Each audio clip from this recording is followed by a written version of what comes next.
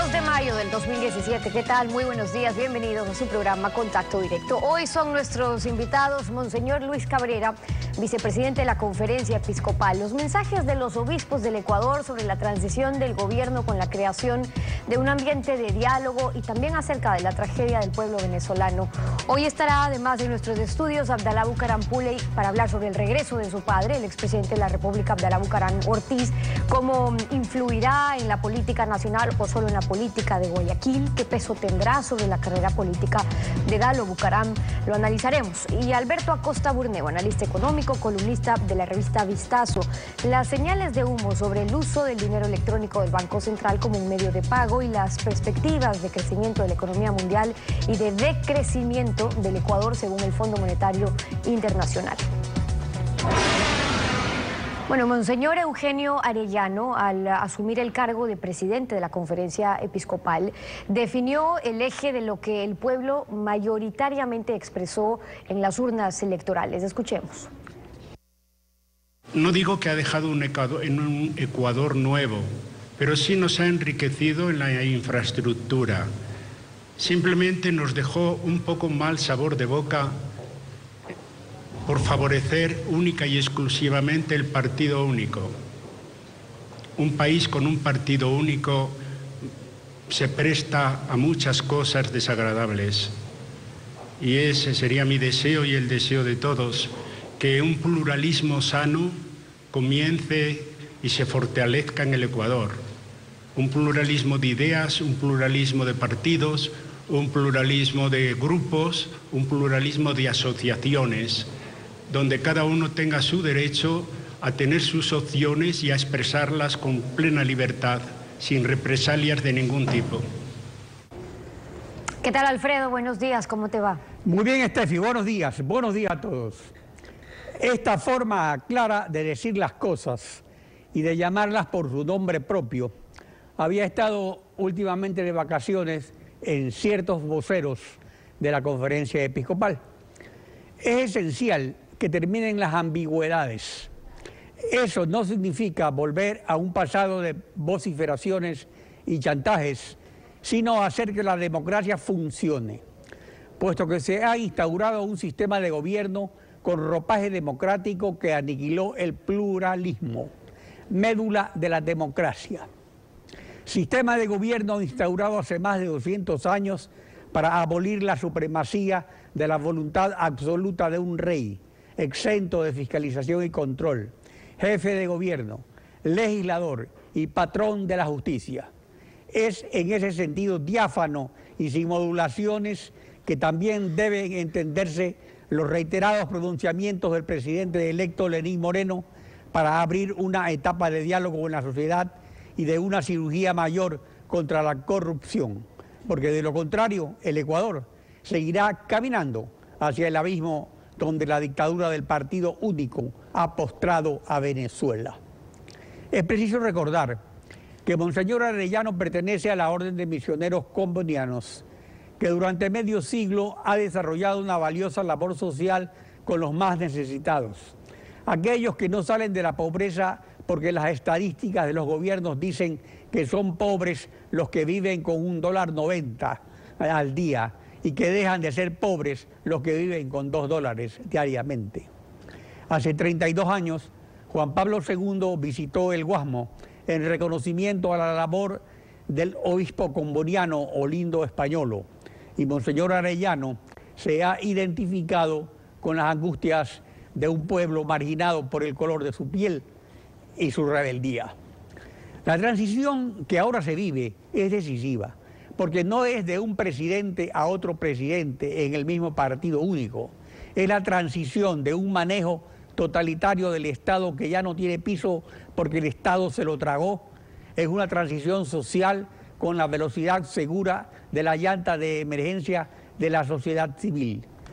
Por eso la clase política de gobierno y oposición debe sintonizarse con esa sociedad, ya que el pueblo no votó para mantener un modelo de prepotencia, ni tampoco por el retorno de los brujos de un pasado indeseable. La actualidad, los protagonistas, el análisis y la información. en Contacto Directo.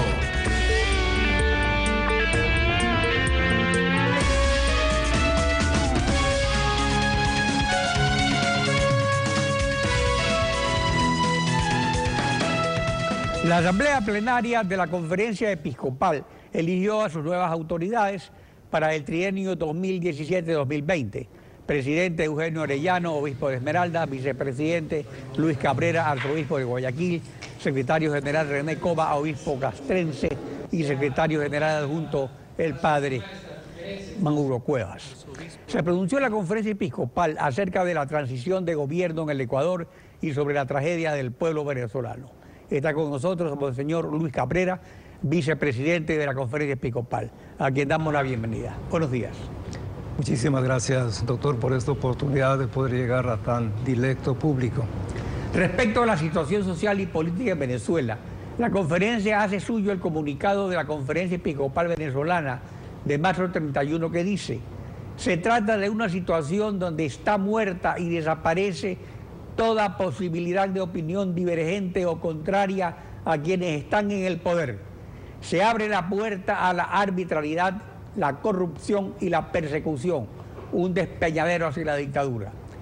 En su desesperación, mucha gente dice que nada hace la comunidad internacional, pero el Papa Francisco hace 6 meses, el 24 de octubre, recibió al presidente Nicolás Maduro y ofreció interceder para el diálogo.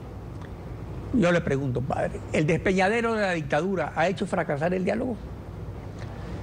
Bueno, yo creo que, como manifestamos en la carta, una de las grandes preocupaciones es esa ola de violencia que se ha ido generando y enfrentando a distintos sectores, lo cual prácticamente ha hecho casi imposible que puedan sentarse y dialogar con serenidad, con altura, con nobleza. De tal manera que ese es el llamado nuestro, a que respetando los derechos humanos y teniendo la valentía de escuchar a los demás, puedan superar sus tensiones o conflictos que son parte de la vida. No nos asustamos de ella, es la forma, la violencia, la represión, los oídos sordos a toda propuesta, a todo clamor del pueblo. Entonces, en ese sentido va nuestra comunicación, nuestra carta de solidaridad, que también ya otras conferencias lo han hecho, como Colombia, Panamá y otras instituciones a nivel nacional e internacional. El Papa Francisco ha vuelto a ofrecer su presencia para que ese diálogo sea una realidad y así logre pues este pueblo venezolano salir adelante de esa situación en la que puede llevar lógicamente a ese despeñadero, como afirman los obispos venezolanos, donde un poder trata de imponerse a los demás por todos los medios posibles. De otro lado, también han resultado inútiles los llamados de UNASUR, de la OEA y de grupos de expresidentes alineados con la oposición o con el gobierno. En esos organismos internacionales, la falta de alternancia democrática en algunos países está haciendo prevalecer los intereses partidistas sobre el derecho humanitario. Bueno, yo creo que es cuestión de concepciones.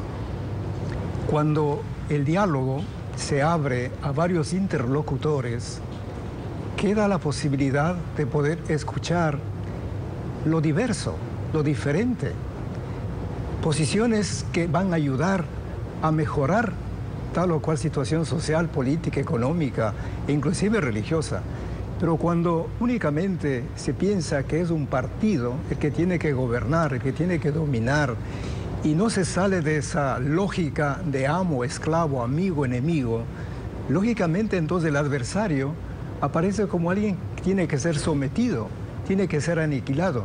Y dentro de esa concepción, lógicamente ninguna institución internacional, por mejor buena voluntad que tenga, puede hacer nada. De aquí entonces el llamado permanente que todas las organizaciones nacionales e internacionales puedan hacer para que bajen las tensiones, para que los conflictos se resuelvan no por el camino de la violencia, sino por el camino de la razón, del diálogo, donde todos tenemos una palabra, algo que decir. Entonces yo creo que la presencia de las instituciones, organismos internacionales sigue siendo importantísima, porque creo que eso ayudará también al gobierno a tomar conciencia de que no es un ente aislado, sino que todo lo que se haga tiene su repercusión, no solo nacional, sino internacionalmente. Respecto a la transición gubernativa en el Ecuador, los obispos desean promover un clima de diálogo que acoja las opiniones y las propuestas de todos los ciudadanos. En este renovado clima social afirman que encontrarán su propio cauce todos los anhelos de cambio y libertad. Durante la campaña de la segunda vuelta, el sábado 18 de marzo, Lenín Moreno, hoy presidente electo, se reunió con usted. ¿Está Lenín Moreno sinceramente interesado en un diálogo que supere el marco del partido único al que se refiere Monseñor Arellano? Bueno, yo creo que no es suficiente hablar de diálogo. Es necesario crear unas condiciones mínimas. Y comencemos por esa condición de igualdad, donde el diálogo tiene que ser respetuoso. No podemos dialogar, por utilizar una imagen, desde el balcón hacia la calle o desde la cumbre hacia la base. Es necesario ponerse en el mismo sitio. Hay esa imagen bellísima, la tabla redonda o la mesa redonda, que viene del siglo XII, como ustedes saben, donde Francisco de Asís hablaba de los caballeros de la tabla redonda o de la mesa redonda, donde todos se sienten iguales, niños, jóvenes, adultos, distintas etnias. Entonces yo creo que esta primera condición de igualdad es fundamental. La segunda condición, la libertad, que cada quien pueda decir lo que piensa, lo que siente, en lo que está de acuerdo, en lo que no, sin miedo alguno, la libertad. Y lo tercero, yo creo que necesitamos un baño de sinceridad, de verdad. No tener miedo a encontrarnos con las realidades tal como son, crudas, difíciles. Dejar a un lado nuestras perspectivas, nuestras percepciones, nuestras visiones parciales e ir hacia la realidad. Me viene a la memoria aquellas sabias palabras o pensamientos de no solamente el poeta Antonio Machado, sino también un gran filósofo que decía: no mi verdad, ni tu verdad, sino la verdad, buscadores de la verdad. Entonces yo creo que si nos ponemos en esa perspectiva, sabiendo que todos no tenemos la verdad plena, completa, son percepciones, son partes. Entonces un baño de sinceridad, un baño de verdad, yendo hacia la realidad concreta, yo creo que es ahí donde podemos encontrarnos y llegar a acuerdos, a consensos, como decimos ahora, y así también colaborar en proyectos comunes. Entonces yo creo que esas condiciones, si las tenemos para que el diálogo sea sincero, profundo, yo creo que vamos a poder entonces entendernos. Repito, esas condiciones de igualdad, de libertad y de verdad. El principio fundamental de la doctrina social de la Iglesia es la subsidiariedad del Estado para que no anule a la sociedad civil. Las crisis económicas y el azote de la corrupción que actualmente agobian al Ecuador demandan potenciar a la sociedad civil en vez de someterla al Estado. Bueno, de hecho es una de las tesis de la doctrina social de la Iglesia, el reconocimiento y la valoración de las organizaciones intermedias, sean sociales, sean políticas, sean también culturales, religiosas, de tal manera que el Estado, en vez de anular esas instituciones, las potencie. Yo estoy convencido que un Estado será eficientemente operativo en la medida en que acoja, en que potencie las organizaciones sociales. Aquí no es el momento, pero sería interesante hacer una evaluación del aporte que esas organizaciones sociales dan al Estado. De tal manera que no nos vean como organizaciones que estamos compitiendo con el Estado, mucho menos sustitutivas del Estado, imposible. Entonces yo creo que es necesario también sentarse a dialogar con todas las organizaciones y a ver todas las potencialidades que nosotros como organizaciones podemos ofrecer, de tal manera que el Estado y las organizaciones juntas puedan ofrecer esos servicios que nuestra gente necesita.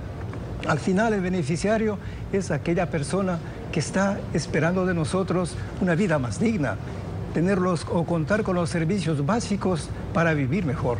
De tal manera que yo creo que aquí también tenemos que superar esa especie de rivalidad, de confrontación entre el Estado y las organizaciones sociales intermedias. Monseñor Luis Cabrera, vicepresidente de la Conferencia Episcopal, gracias por acompañarnos en Contacto Directo. Muchísimas gracias.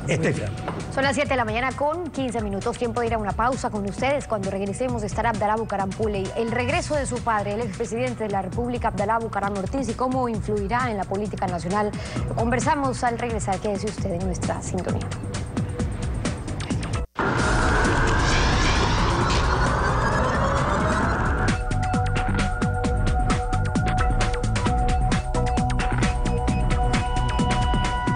las 7:19, Abdalá Bucaram Pule, ex candidato presidencial por FE, Fuerza Ecuador. Bienvenido a Contacto Directo. Buenos días. Buenos días. Para el 17 de junio han anunciado ya el regreso de su padre, Abdalá Bucaram Ortiz, después de 20 años. ¿Están esperando un gran regreso como el que tuvo antes? ¿Qué es lo que está previsto?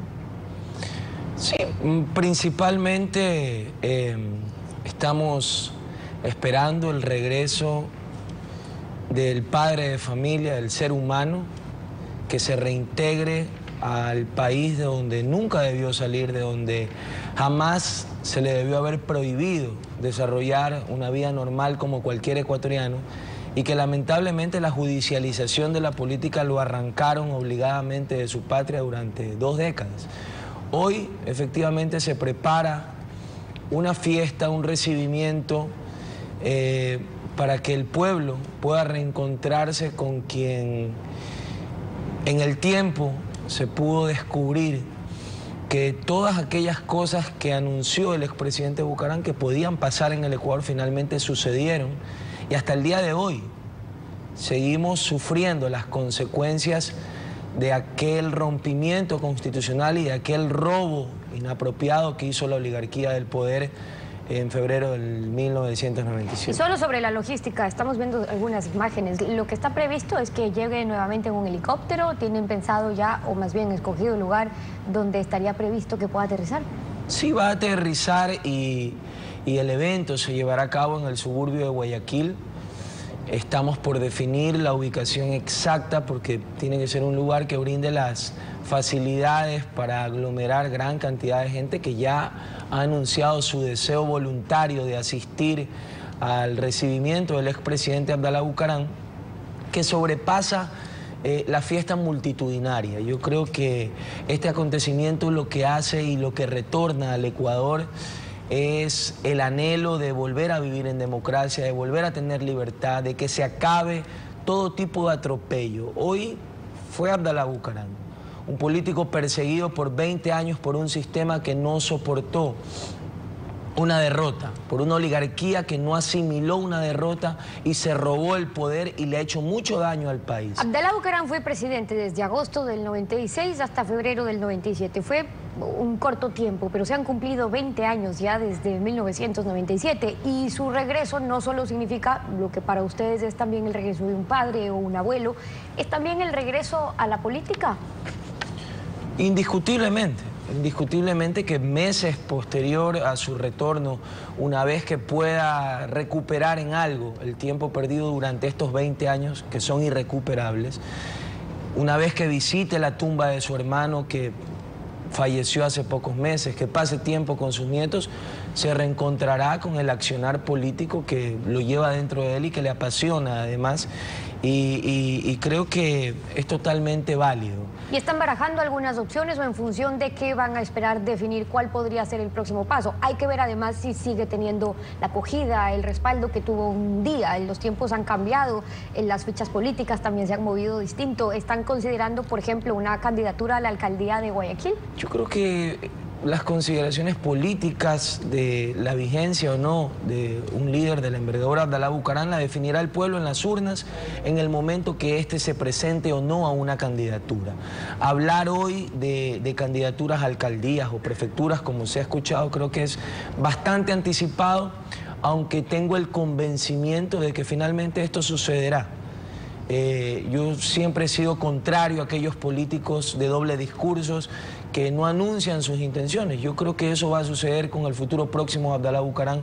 Seguramente participará como candidato en las elecciones seccionales del año 2019 en su legítimo derecho constitucional de volver, no solo por la prescripción de sus procesos, sino por la inocencia. Y esto es importante recalcarlo porque a veces se escuchan conceptos desfigurados de lo que es el derecho y hay quienes dicen nunca pudo demostrar su inocencia. La inocencia no se demuestra. La inocencia es un derecho, la inocencia es propio de todo ciudadano de acuerdo a un Estado constitucional. Abdalá Bucaram vuelve inocente a este país, vuelve porque sus juicios prescriben y porque la ley no permite que se le haga más daño a un ciudadano o a un individuo que ha estado 20 años exiliado solo por odio, xenofóbico y político en un estado de persecución en nuestro Decía país. yo, los tiempos han cambiado porque son 20 años, también las personas, también incluso los políticos que acompañaron a su padre, los que estuvieron con el PRE ya no están, o los que estaban y ya tomaron o no tomaron el mismo rumbo incluso que usted tomó con Fuerza Ecuador, con FE. ¿Con quién va a estar Abdalá Bucaram? ¿Con la vieja Abdalá Bucaram Ortiz? ¿Con la vieja guardia del PRE o con usted? Bueno, hoy hay una realidad que Fuerza Ecuador es un partido inscrito, que en las últimas elecciones no tuvo ningún inconveniente para cumplir con lo que establece el Código de la Democracia. Abdalá Bucaram obviamente viene a sumarse a las filas de Fuerza Ecuador Lista 10, a seguir en esta lucha de un pueblo que tiene hambre y sed de justicia, más aún después de esta última década en la que el Ecuador tuvo gran bonanza y lamentablemente el estado de corrupción que ha presidido Rafael Correa no le ha permitido al pueblo abandonar sus días de pobreza. Esa historia tiene que cambiar, esa lucha tiene que continuar del pueblo para vencer a esta nueva oligarquía que está enquistada en el poder, pero también aquella oligarquía que hoy se dice oposición y que lamentablemente sus prácticas de odio y persecución no han cambiado.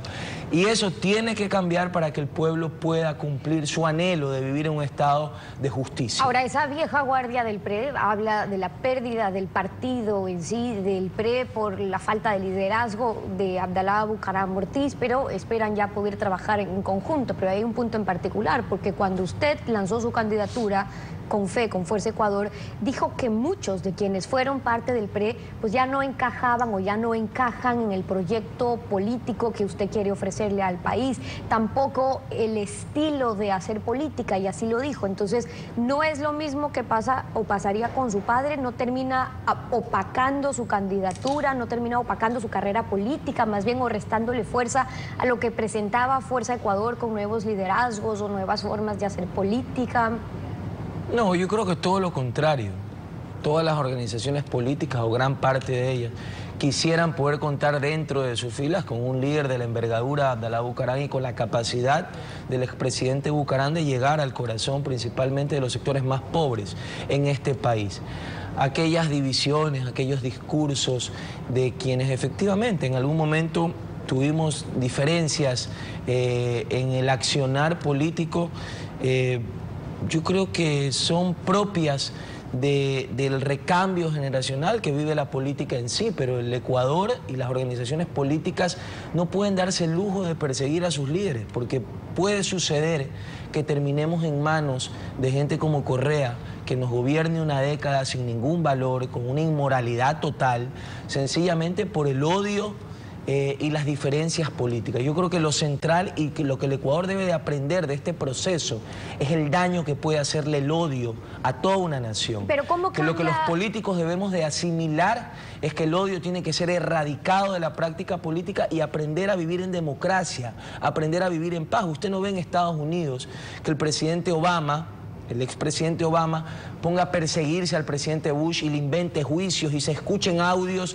como los que estuvieron en el Ecuador entre el señor Nebot y Verduga, donde inventaban juicios para perseguir a un presidente de la República solo por no asimilar una derrota. Tenemos que aprender a vivir en democracia, nos guste o no nos guste muchas cosas de ella. ¿Cómo cambia a su juicio el escenario político, la presencia de su padre, incluso en lo que significa o las proyecciones que tenga FE con Fuerza Ecuador? En lo personal, creo que trascendentalmente. Creo que indiscutiblemente el liderazgo de Abdalá Bucaram va a incidir en la política ecuatoriana, más aún en las condiciones actuales y en las condiciones que queda después de la partida que hará el presidente saliente Rafael Correa. Pero finalmente lo que yo pienso, lo que piensan los adversarios de Abdalá Bucaram es lo que menos importa. Serán las urnas, será el pueblo democráticamente el que diga la vigencia o no de este liderazgo y el que diga el fortalecimiento o no de Fuerza Ecuador con la suma de Abdalá Bucaram dentro de sus filas. Son las 7 de la mañana con 29 minutos. Abdalá Bucaram Puley, ex candidato presidencial por Fuerza Ecuador, acompañándonos hoy en Contacto Directo. Gracias por haber estado con nosotros. Gracias a usted, buenos días. A usted. Tiempo de una pausa. Cuando regresemos estará Alberto Acosta Burneo, analista económico, columnista de la revista Vistazo. Vamos a hablar sobre las señales de humo, sobre el uso como medio de pago del dinero electrónico del Banco Central y también sobre las perspectivas de crecimiento de la economía mundial y el decrecimiento del Ecuador según el Fondo Monetario Internacional. Quédese con nosotros, ya regresamos. El gobierno no se ha hecho para la comodidad y el placer de los que gobiernan, lo dijo Mirabeau, político, escritor y orador francés.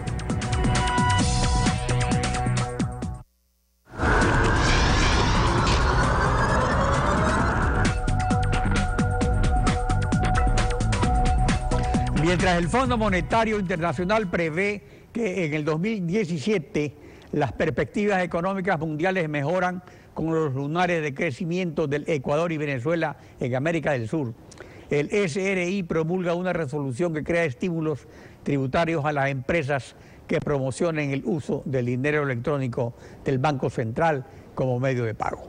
Alberto Acosta Burneo, analista económico, buenos días, bienvenido a Contacto Directo. Muy buenos días.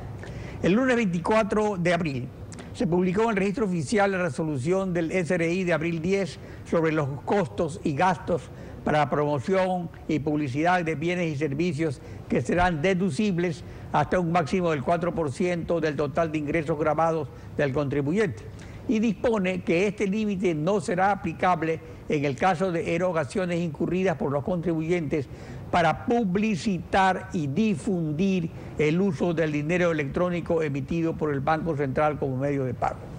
Ahora, este grupo de empresas es marginal, pero la medida tiene un efecto, un mensaje. Cuando ha habido un desinterés masivo en el uso de ese medio de pago, ¿cuál es el mensaje? Bueno, vemos que el gobierno ha tomado medidas reiteradamente para introducir el dinero electrónico a la economía ecuatoriana. No es la primera medida y por eso hay que entenderlo en su contexto.